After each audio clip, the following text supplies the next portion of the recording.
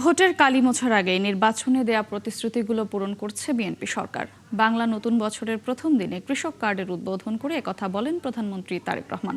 দুপুরে টাঙ্গাইলের শহীদ মারুফ স্টেডিয়ামে কর্মসূচি উদ্বোধনের পর দেয়া বক্তব্যে প্রধানমন্ত্রী বলেন, কৃষককে আত্মনির্ভরশীল করাই তার সরকারের লক্ষ্য। তিনি জানান, কৃষি নির্ভর এলাকাগুলোতে ব্যবস্থাপনা জোরদারের পাশাপাশি কৃষিজাত পণ্য বিপণনে ন্যায্য মূল্য নিশ্চিত করবে সরকার। ফসল সংরক্ষণে দেশের বিভিন্ন প্রান্তে কোল্ড স্টোরেজ স্থাপনে সরকারের পরিকল্পনার কথাও জানান তিনি। এ সময় প্রধানমন্ত্রী টাঙ্গাইল স্টেডিয়াম থেকে ভিডিও কনফারেন্সের মাধ্যমে আরও 9টি উপজেলায় কৃষক কার্ডের উদ্বোধন করেন। বাংলা নতুন বছরের প্রথম দিনে কৃষক কার্ডের উদ্বোধনের সাথে গাছের চারা তুলে দেন তারেক রহমান।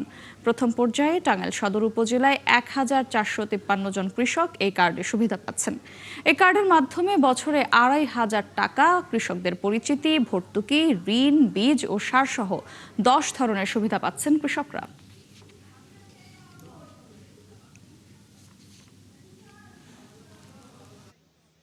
আমাদের যে কমিটমেন্ট, যে প্রতিশ্রুতি আমরা এই দেশের মানুষের সামনে দিয়েছিলাম, সেটির আমরা আজকে উদ্বোধন ঘোষণা করলাম বা উদ্বোধন কার্য আমরা আজকে শুরু করলাম ইনশাআল্লাহ।